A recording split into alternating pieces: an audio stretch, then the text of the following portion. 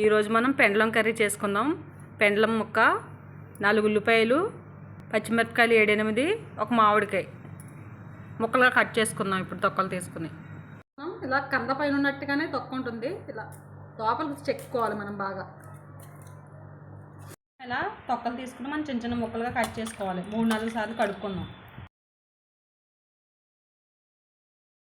ముందుగా కట్ చేసి పెట్టుకుని ఉల్లిపాయలు వేసుకుందాం. 1 స్పూన్ పసుపు. మనం గోల్డ్ కలర్ వచ్చేంత వరకు ఉల్లిపాయలు వేయించుకుందాం. ఉల్లిపాయలు ఫ్రై అయిపోయాయి. ఇప్పుడు ముందుగా కట్ చేసి పెట్టుకున్న పెండలం ముక్కలు వేసుకుందాం.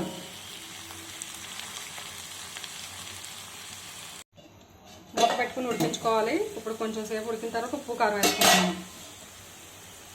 1 స్పూన్ ఉప్పు, 1 స్పూన్ కారం. ఉప్పు కారం వేసి మనం 5 నిమిషాలు మూత పెట్టుకుని మగ్గించుకోవాలి. మగ్గిపోయాయి. ఇప్పుడు 1 గ్లాస్ వాటర్ పోసుకుందాం.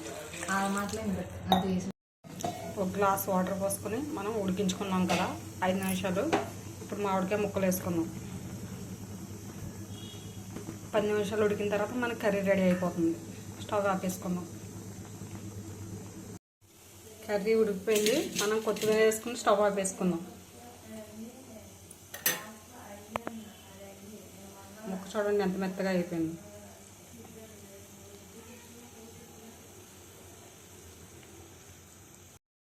ముక్క బాగా ఉడికిపోయింది.